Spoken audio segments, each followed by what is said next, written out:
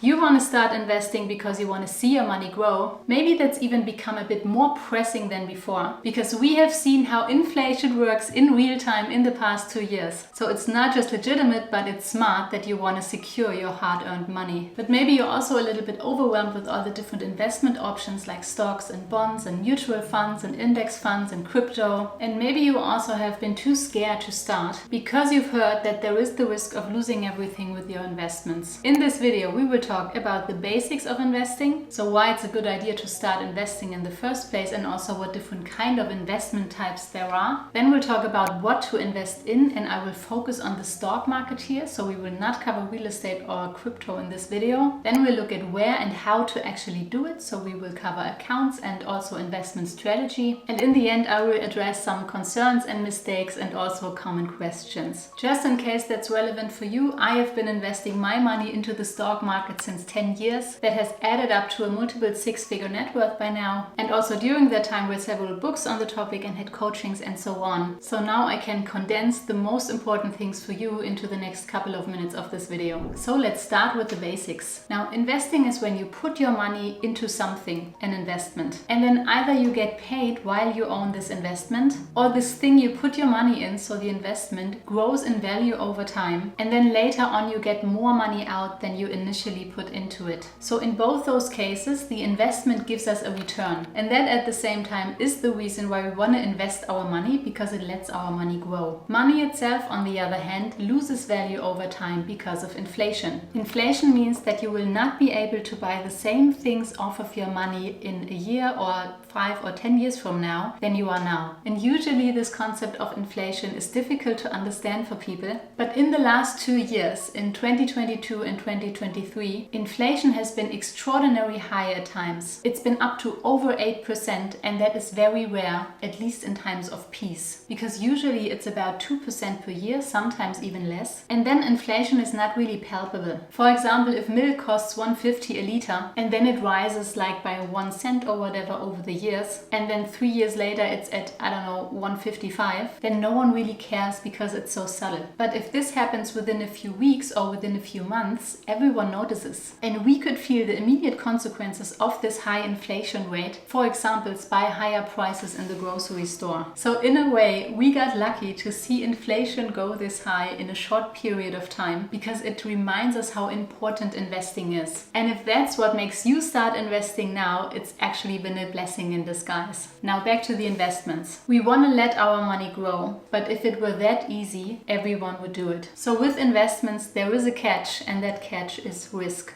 How big our money grows with the investment is called return, and the return is closely tied to risk. So the higher your return, the higher is the risk, and the lower your return, also the lower is the risk. For example, if we look at money itself or cash, that has a very low risk. I mean, if you have it at home, it might get stolen. If it's at a bank, the bank might go bankrupt and then the money is lost to the creditors. But all of those scenarios are not very likely. So we practically have no risk with cash, but it also has no return. If you put $5,000 under the mattress, it will still be $5,000 in a year from now and also in 10 years from now. Just that you will not be able to buy the same things as we discussed. Now let's look at different types of investments. And what we can do is we can split them into asset classes. So an asset is everything that has value. So this definition of an asset is broader than like just an investment, because for example, cash is an asset too. And then an asset class is like the same kind of assets with the same or a similar risk-return profile. So for example, cash or cash equivalents are one asset class because they have almost no risk. Other asset classes are shares and stocks, where you have ownership in a company. You can either own them as single shares, so from one company, or you can own them as fund, where many companies are bundled together. We will talk about this in detail in the next section. Then there are bonds, that are debt securities that pay an interest. So you practically lend money to a state or a company, and in return you get an interest. And when you buy them from a state, they're called government bonds, and when you buy them from a company, they're called corporate bonds. Bonds are considered relatively safe and therefore have a lower returns than, for example, stocks, at least the expected return. Then there are derivatives. Derivatives are financial contracts that derive from certain assets. This can be, for example, futures or options. Now this is a beginner video, so I will not talk about those. And I also don't recommend to get anywhere near them as a beginner. Then we have real estate, so when you buy a house, and then you have rental rental income and also maybe a gain when you sell it for a higher price later than you bought it initially. Then we have commodities, which is all kind of raw materials like gold, silver, oil. Then there are currencies like the dollar or the euro, or also cryptocurrencies. There are physical objects. They're also called collectibles. This is things like art, cars, jewelry, sometimes even clothes or accessories. And there's business ownership like private equity or you owning your own business. Now all of those are different asset classes. I will stick to stocks or to the stock market in this video, mainly for 3 reasons. First, you don't need much money to start. Actually, these days you can start with as little as $1, and that, for example, is as compared to real estate or business ownership or collectibles where you need quite a lot of money. The second one is easy access. We'll get to that later, but it's actually a matter of minutes or maximum a day that you can set everything up. And also compared to the other asset classes, it's relatively low risk when you do it right, with still a decent return. We will move on to what to invest in next. Right after I told you that if you're interested in this topic of saving and investing into the stock market and building wealth, maybe even reaching financial independence, then I do invite you to subscribe, because this is all I'm talking about on this channel. So what to invest in? With shares and stocks, you practically own a little piece of a company. Now there are millions of different companies out there. For us, important are the ones that are publicly traded, because then we can buy their shares at the stock market or the stock exchange. So you will probably not be able to buy shares from your local bakery, because even though it might be a company, it's not a publicly traded one. And then you have several options. You can buy stocks from one company. Let's take for example Google. At the time of this video, one stock of Google, the official stock name is Alphabet, costs around $130 US. So if you have $10,000 to invest, you could buy approximately 76 shares of Google. And then there are 2 ways of making money. Either the company grows in value over time, and then you sell the stocks later for a higher price, and then you will have a capital gain. And another way is that the company pays out part of their profit to their shareholders, and that is called a dividend. So then you practically get paid just for owning the stock. But not every company pays dividends, and that's also the case in our example, because Google doesn't actually pay dividends. Now the thing when you buy single shares from a company is the market risk, because either the company goes bankrupt and then your money is gone. So that is probably what people are talking about when it comes to the risk of investing, because in this case your money can really go to zero. It doesn't happen that often, but still it happens. And the other kind of market risk is that the company loses value over time, so that then at the end you get less back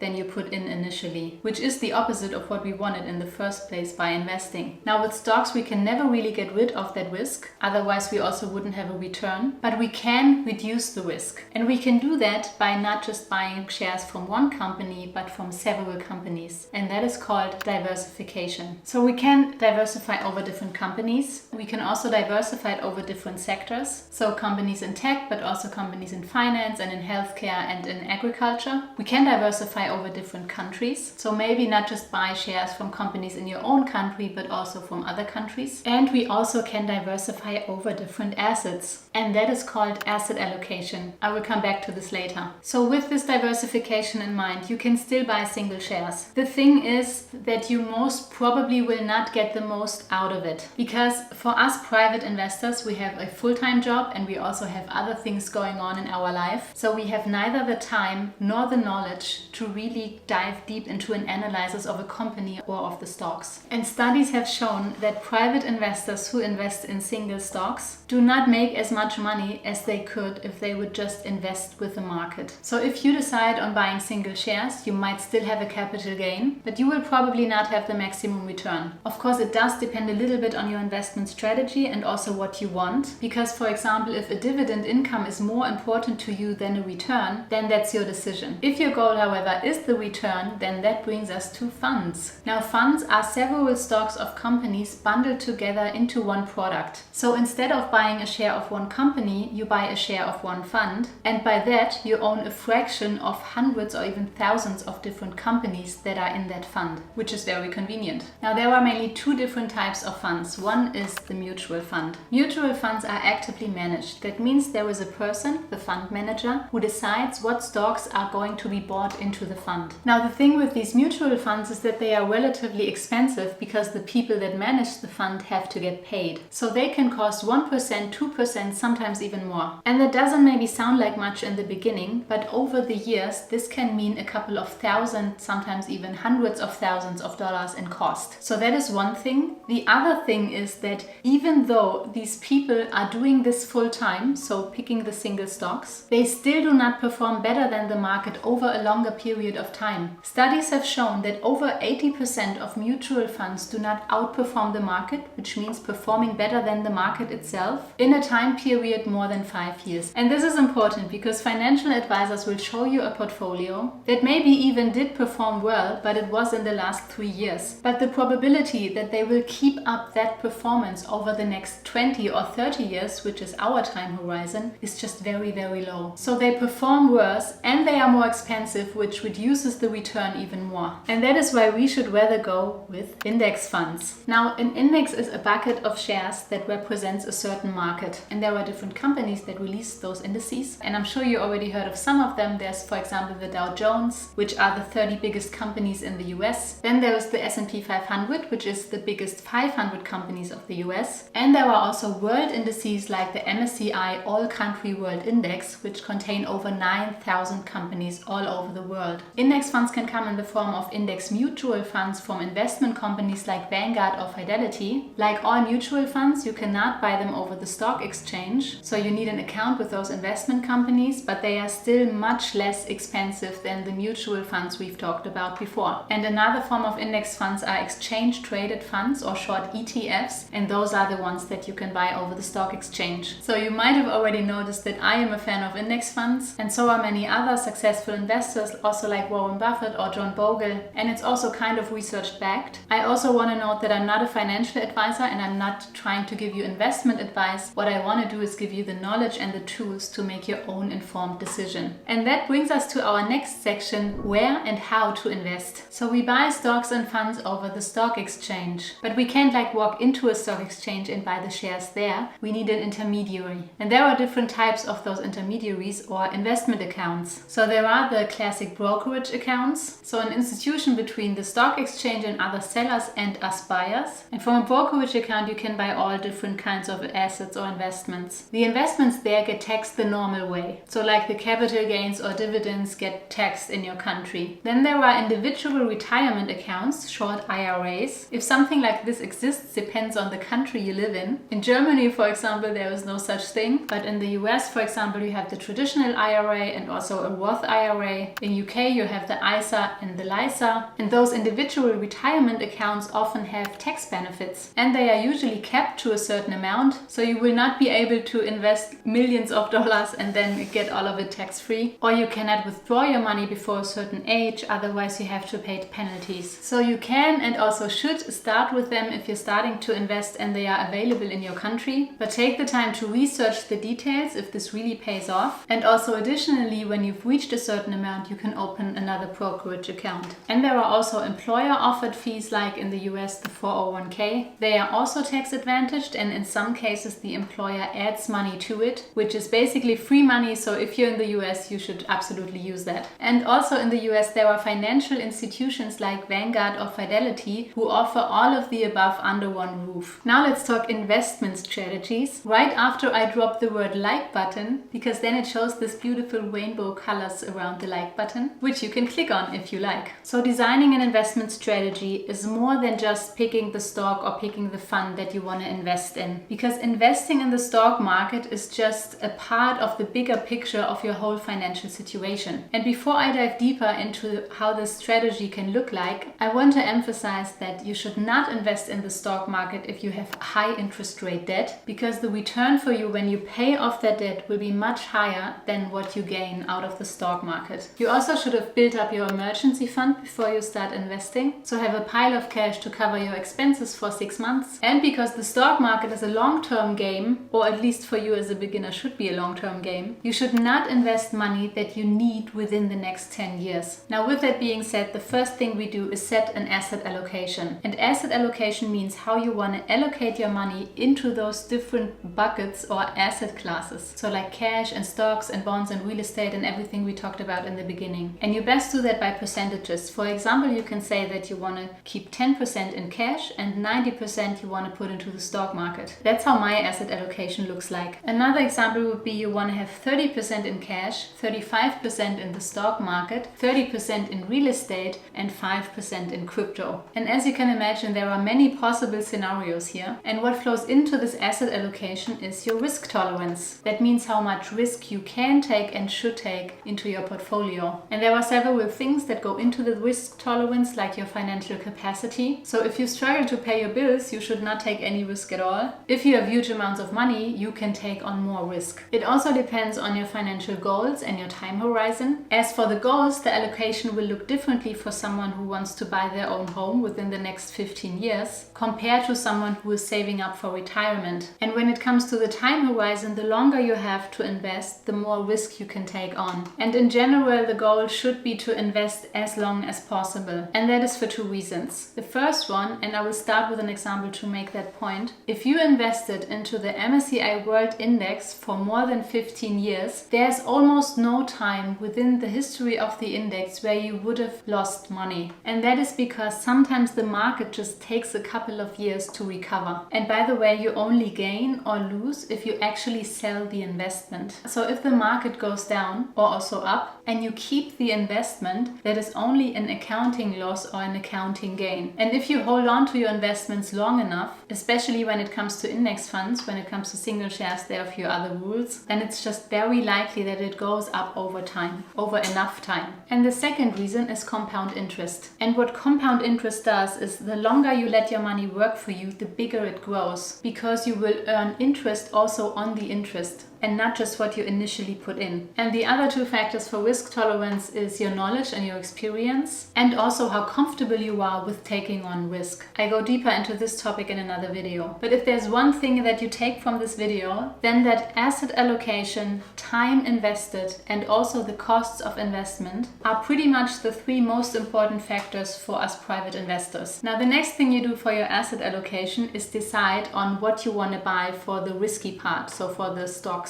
part. And how this could look like, maybe you can put aside $1,000 per month and you want to invest 60% of that into the stock market. Then you have $600 each month that you can put towards your investments. Now, we already talked about single stocks and index funds. You can still buy single stocks, just know that the statistics is not on your side. Either way, you need to pick a specific product. So for single shares, this means to decide on the companies you want to buy. And for index funds, it means to decide on the index fund. Now, since they are so popular, there are thousands of different products out there. Preferably you pick one that is at least diversified over a couple of hundred companies, if not a couple of thousand. And you can start just with one, but you can also buy several index funds. And by that, for example, represent different countries or economies. Examples like I already mentioned would be, for example, the S&P 500, although keep in mind that this is only the US economy. And you also have world indices like the MSCI World or the FTSE All World. And also when you pick a fund, look at the costs. An index fund should not cost more than 0.75%, and that is the TER, the total expense ratio. So that means the total cost per year. Now, many index funds will even cost less, sometimes down to 0.0 something. It's just important to pay attention here because costs are the biggest traps for private investors because they minimize our returns. You can research those products either on the website from your investment account, or there are also other websites like Yahoo Finance or Morningstar. If you want to look for ETFs, you can go to justetf.com when you're in Europe and to ETF.com when you're in the US. And on those websites, you will also find the ticker symbol. That is a combination of letters and of numbers that identifies the stock or the fund. And then finally, you buy the product within your investment account. And that's it. Congratulations, you've started to invest. Now, after all, I don't want you to stress too much about the specific product you choose, because studies actually indicate that the asset allocation is more important than the strategy within one compartment of the asset allocation. So if you paid attention in this video and you don't start gambling with your tuition or your retirement money with crypto, then you will be just fine. And also you can always adapt the strategy later on. Now finally, let's talk about some concerns, mistakes and common questions. We'll start with when is a good time to invest? And you know what they say, the best time to start was 10 years ago. And there's the saying, time in the market is better than timing the market. So the real life answer here will be whenever you have the money. If you already have a big chunk of money, it actually seems to perform better if you invest it all at once. But depending how much money it is, this can be hard psychologically because we're still trying to